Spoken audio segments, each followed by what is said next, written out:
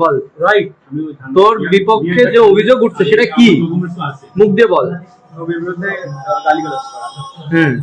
সেটা তুই কোন সেন্সে করছিস, কেন করছিস? আমার ওই সময় মাথা কাজ করেনি, রাগ হয়ে গেছিল, আমি দেন রাগ তো আমাকেও বেশি। আচ্ছা থাম, আমি কথা কইতে দাও, কথা কইতে দাও।